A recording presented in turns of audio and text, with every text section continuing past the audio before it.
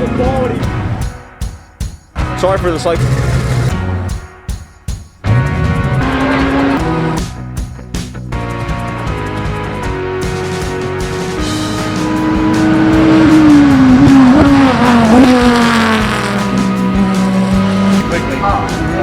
The objective was just to keep it safe, experience a piece of vibration.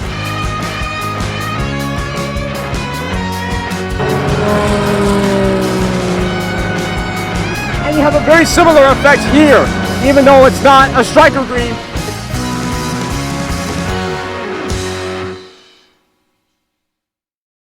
In part 1, we looked at some of the racing Vipers in the paddock, enjoyed racing footage, looked at a mild instance of flooding, and talked to a Viper racing historian about the chance of a lifetime. In this part, we'll be looking at some of the street Vipers in the paddock, do a POV walkaround of some of the racing Vipers, talk about the rest of the event, and more. Let's begin.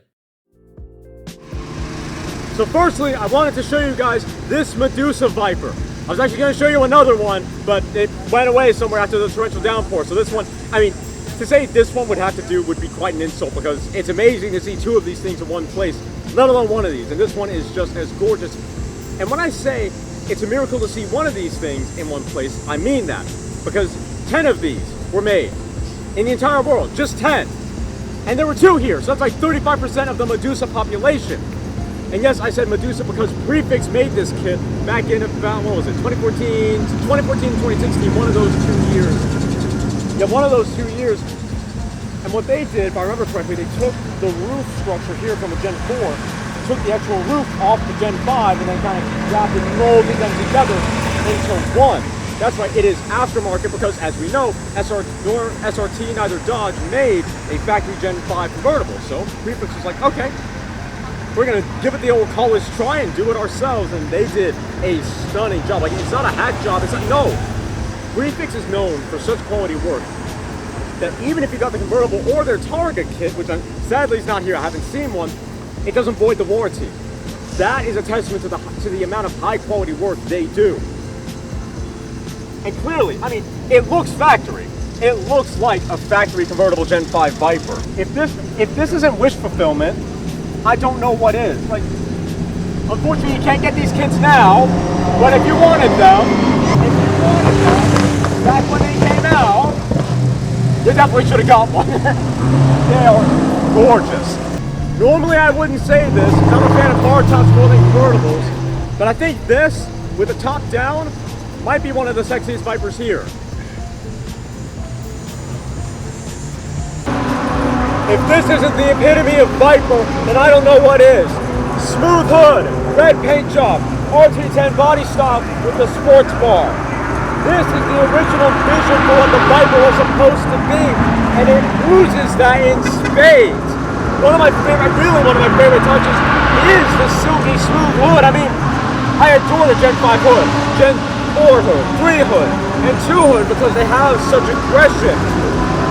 But when you have a hood this long and this curvaceous, there is something so underrated, something so elegant about having just a sea of uninterrupted metal. Uninterrupted composite, as it would be. I mean, even these little beds on the sides here don't take away that much from the overall smoothness of the car. Jimmy Lano once said that he prefers the first generation of a car because that's when he thinks they get the idea the most right. And the RT10 might be a testament to that.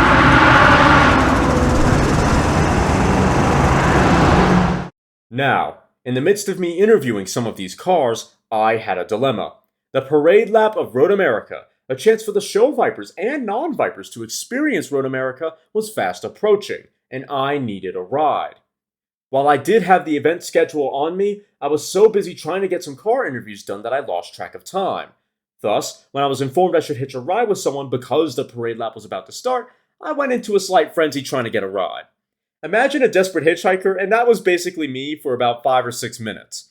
Until, that is, Max Gills, Ralph Gills' brother, came to my rescue and offered me a ride in a Ram 1500 TRX. Not only would this be my first time on Road America, this would also be my first time riding in the behemoth that is the 1500 TRX. Go me for killing two birds with one stone, I guess. With all that said, here are the sights and sounds of my Road America TRX ride-along.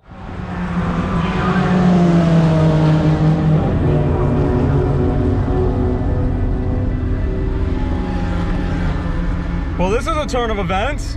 Apparently they're doing a sunset lunch drive. I guess it's not sunset then, it's just a lunch drive. But any car can go out on track, and I have hitched a ride with, you wouldn't believe it. Hello, this is Steve Ferguson. How are you? And Bill Sampanero. And the one and only, Max Jills. This is Max Jills, Ralph's younger brother. I am in, for the first time ever actually, I'm in a Ram 1500 TRX. Yes, that is the V8 supercharged one with 707 horsepower, 650 pound-feet of torque. Stomps the Raptor, turns the Raptor into a little grass urchin.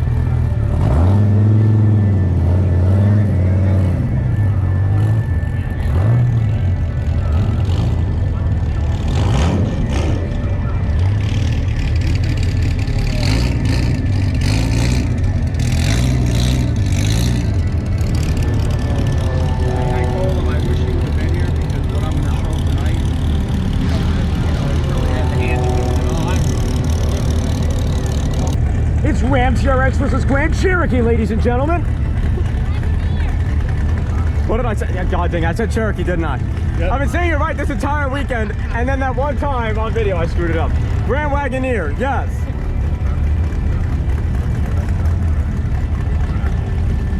I believe that means 6.4 Apache V8 versus Hellcat V8. Let's go.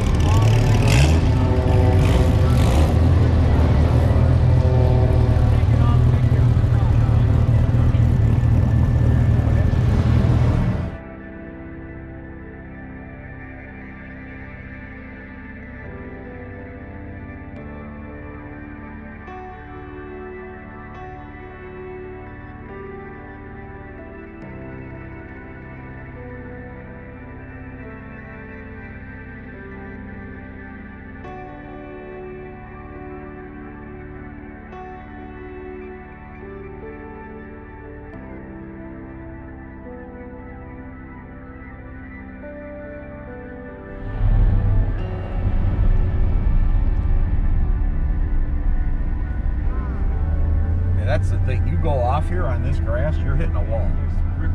Yeah, this is not.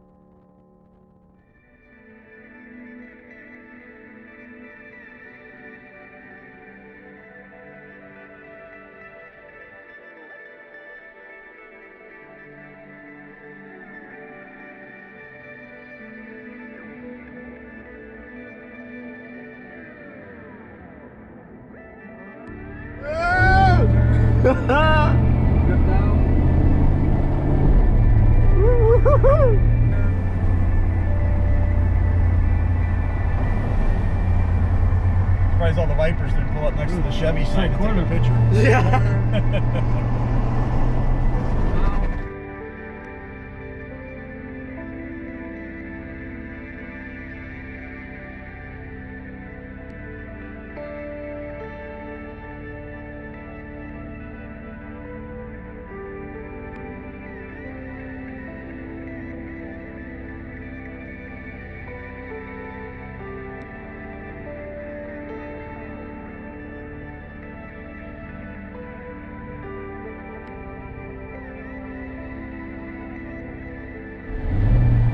outside of the rumble strip. Now, you gotta come all the way back again. Set up to the other turn.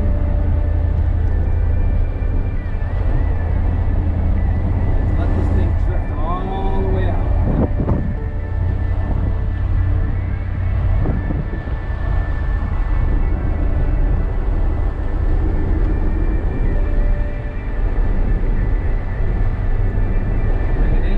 Summer's an eyesore. Well, that goes a bit downhill. Backside. And drift out.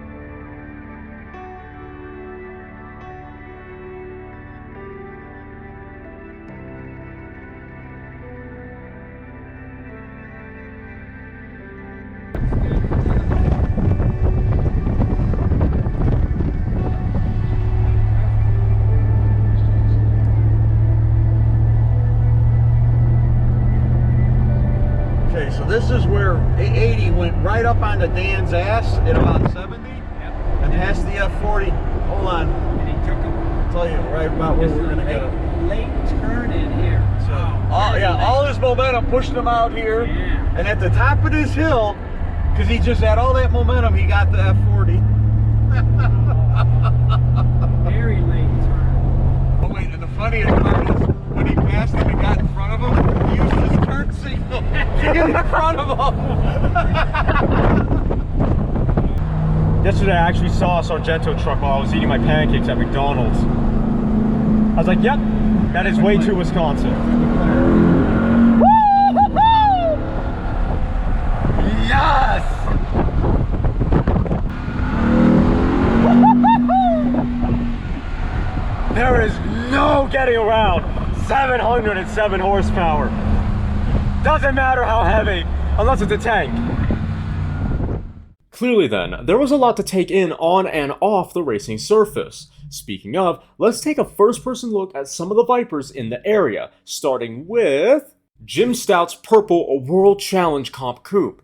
One of my favorite details about this car is the nod to old Mopar E-Body's racing heritage. Indeed, this Comp Coupe has a CUDA AAR style stripe with an actual AAR graphic accompanying it on the back. Plus, with it being a Viper from the early 2000s, VRL text replaces the typical CUDA text at the end of the stripe. An unexpected but wonderful melding of Mopar road racing history. If we take a look inside, like we did with Cable's car in part 1, it's plain to see there's considerably less of the factory interior still left in the Comp Coupe. Where Cable utilized or possibly repurposed some of the Gen 5's factory switches, Stout's ride seems to use none of the original Comp Coupe switchgear. Additionally, the dashboard on Stout's Comp Coupe seems to be made entirely of carbon fiber. Original Comp Coupes have a dashboard that more closely resembles the material used on street-legal snakes. Even Cable's car has a surprising amount of the original dashboard still intact. In contrast to Stout's highly modified Comp Coupe, check out this perfectly preserved Special Edition CC. Specifically a commemorative edition owned by Tom Atherton, clear indicators of the car's original status can be found in the interior. The integrated control panel for the switches, the frame rail colored roll cage, the different construction of the roll cage itself, the very 2000s looking digital gauge display, the factory start button, and numerous other details. Two very different interiors, both utterly no nonsense. Even the engine bay looks showroom accurate. It's great to see a car so well preserved, but it's even better to see a race car that's both well preserved and more than a garage queen. Now for one of the cars that surprised me the most at the reunion, Michael Merritt's Gen 5. Peeking at the interior, there's a few blatant similarities between his car and Cable's car. Both still have most of the factory dash in place, Both utilize some of the factory switchgear, though Merit less so. Both are sequentials, cables a flappy paddle, and Merit's a more old-school lever, and both are stripped to hell. Before we move on to the banquet though, let's check out two more Vipers that caught my attention. I don't have a particularly special reason for recording this one, other than the fact that my favorite color is blue, and I love this spec. So then what is the iconic Gen 2 Viper? 96, GTS Coupe, blue with dual white racing stripes. And this is a Gen 3 version of that, so obviously I had to stop by for a little bit and just Google at this Viper. Gorgeous, dude. It's just the iconic Viper paint job, especially the iconic Viper Coupe paint job. I think for Viper convertibles, it would be red is the iconic one because that's what the RT10 originally debuted in, and then for the GTS, this color scheme. So this color scheme on any Viper Coupe was iconic, and in fact, when it came to the 03 and then the 13, they had a launch edition commemorating this color scheme when the Viper Coupe originally came out. Perhaps I hold a special bit of nostalgia for this car, because I remember seeing a ton of images of this very paint scheme when I was more of a youngin'. So this car kind of takes me back to when I was first discovering the Viper, when I first typed in Dodge Viper on Google back in I think 2008, 2009, something like that. It really takes me back. It's like, oh look, here's my childhood. Here's my childhood in the flesh. So obviously you have to stand by and just reminisce of what your childhood was like. But seeing it in the flesh, I'm not disappointed. It immediately stands out. I mean, come on. If that is not an iconic angle, I don't know what is.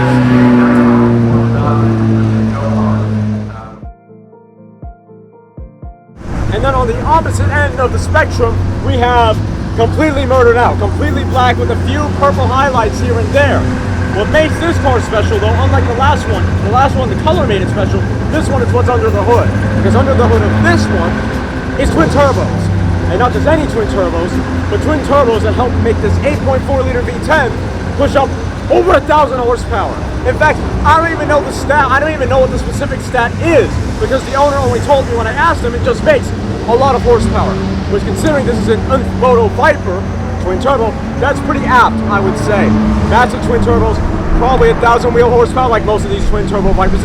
It's crazy we live in a world now where twin turbo Vipers is where 1,000 horsepower is the minimum horsepower. This was 1,800 horsepower. 1,800! Jesus! 1,800. Apparently it makes 1,800 horsepower. I've just been told. Hold on, let me come. This man right here has just told me it makes 1,800 horsepower. Yeah. 1,800! That's insane. So that very nearly 2,000 horsepower. It wasn't all racing and paddock tours, however, as later on Friday, everyone was treated to some car show awards and a Q&A session of sorts with the original members of Team Viper. Located in a conference building inside the racing premises, everyone from the event gathered in the building to eat, swap stories, and soon enough, enjoy tales from those there to witness them. This wasn't some dinky conference building either. As you can see from the footage, RA's in-house event center had no problem getting everyone under one roof. There was even space to spare. With regards to the Q&A, many never-before-heard stories made the light of day at the reunion. While I don't think I'm at liberty to share most of them, I can share one. Those of you who kept up with Viper Week will remember my article about the Pacifica prototype, and while at the reunion, I figured there was no better time to find out for myself what the true story was. Have a listen.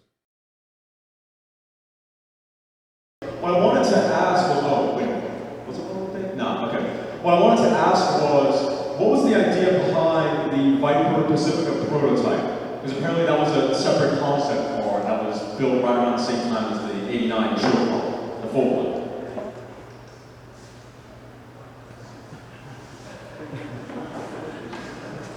Is that something we can talk about? Well, one of the forefathers was Carroll Shelby. He was out on the West Coast. When the idea for Viper first came around, he started work on a Cobra-like car, which was very similar to where we were going. And in fact, I think one of the Auto Week issues actually had kind of a front quarter shot of that car. And so they were doing some investigative work on a tube, kind of a bird cage kind of really got off the ground, we had some engineering issues. And of course, we were at this time working on our own prototype as well. And Kenny, did that car get used in some of the splashes?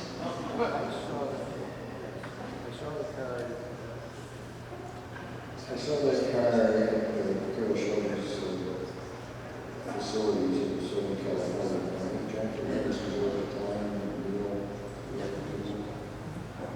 and I had to have it. It was a steel body car. It was more Cobra-esque than Viper-esque in terms of dimensions. So we plaster shop geniuses that decided that they were going to help us build this mule car that I spoke about previously.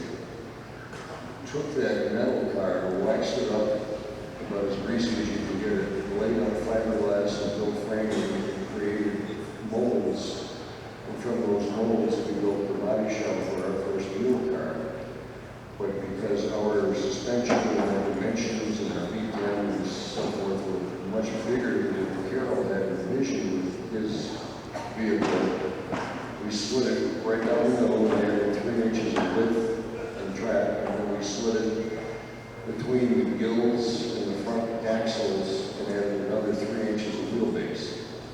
So it was a little wider and a little longer. And if you've ever seen any photographs of a white mule, that's what we kind of call it, VMO1. The grill looks a little out of place on it because the grill got 3 inches wider or so, so it doesn't quite have the Viper-looking front end on it. A little side note, Roy, Mr. Vega over here, was also Mr. Corvette when he was working for General Motors. And he worked with Zord Dumbhoff and all that name, I'm sure, anyway. And when I was building their first mule prototype, in keeping with our operating.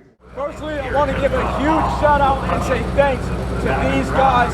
Without their outlets for batteries, for charging stuff, I would have ran out day one pretty early on because my batteries didn't do what they were supposed to and keep their charge. Without these guys, without their outlets and without their cover, which they took down earlier, I think my equipment would have been booeful because it rained quite a bit, as you might see here and as you might have seen on Instagram. I made a few little videos with my phone because it was that bad. Although, actually, I remember I didn't do some when I was hiding in there, but trust me, it was awful. So, props to these guys for their hospitality and for allowing me to use their charger and for cooking us lunch, actually, yesterday when monsoon season happened. I think it's most apt to say. And with that, back to the office.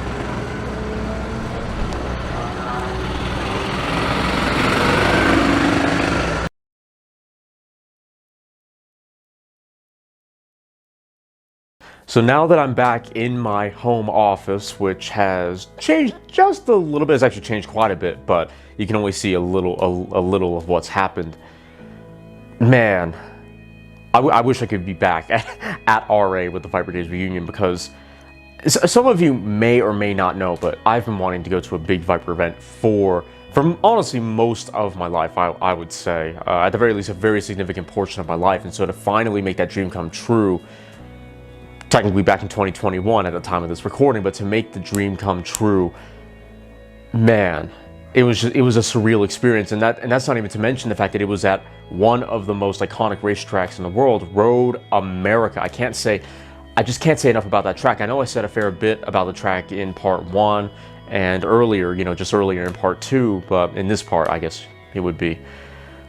But I just can't, for me personally, it's like America's Goodwood Festival of Speed. That's how much the air around the track is infused with motorsport, how wonderful the scenery is just around the track, with all the trees, all the hills, long straights, the flowing corners. It's such a magnificent racetrack. Anyone who lives near Road America, man, I am jealous. And don't get me wrong, I love my local racetrack, I love High Plains Raceway, but what would make that track better is if it had trees just everywhere around the track. It would also make the track very kind of crowded based on the way that it is, because it is a smaller track. It's not as big, it's not as grand as RA, but even just a few trees here and there would do so much to liven up the scenery around the track. But yeah, so going from my local track, High Plains, and having done a lot of events at that track, I think even in 2021, and as you guys know, my faithful, consistent viewers, back in 2020, going from a fairly barren track, all things considered, to the splendor of RA was such a sight to behold. And getting more specifically onto the Vipers, though, that really was a dream come true for me, because again, I keep saying it, I've wanted for so long to go to a big Viper event, and it was everything I wanted an on-track Viper event to be. The cars, and honestly, even the SRO guys, because it wasn't just Viper, so I had other cars to look forward to and look at in the paddock. Even though I didn't take a lot of time to, it was still cool knowing that they were there, but seeing all the racing Vipers that I've seen online and have read about a little bit, your Comp Coupes, your GT3Rs, and that sort of thing, the ACRXs from the Viper Cup, that I watched as a kid, finally being able to see those in the flesh, even though I know I didn't talk about them too much. It was an experience like no other. It was the experience I had wanted for such a long time, and it's such a shame. Like, don't get me wrong, I like being back in my room and having all my diecasts and all that stuff, but man, that environment at the track with all the Viper people that I met, that's where I want to be. That is where I want to be. You know, even now, putting this video together, having the chance to finally put this video together, it's the Viper Days reunion. I'm so glad that me and my parents managed to make that happen, because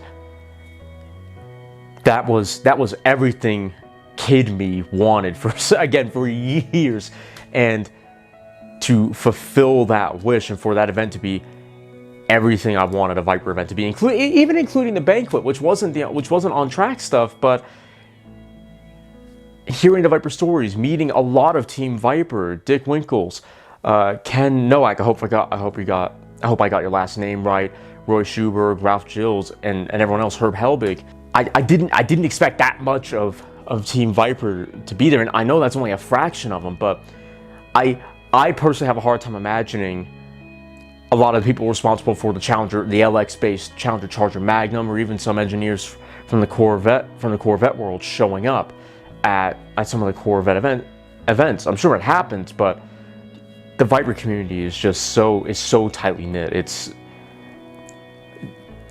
the most tightly knit community I've had the pleasure of being part of, even as something of an outsider for the reunion. But yeah, that was the event of the year for me. That was the event of 2021, the reunion. That was everything I wanted a Viper event to be. Even the parade lap as well. That was so cool. It just makes me so excited for other Viper events that are coming down the line in the upcoming years. I just cannot wait to get back out there and do another big Viper event, whatever that ends up being.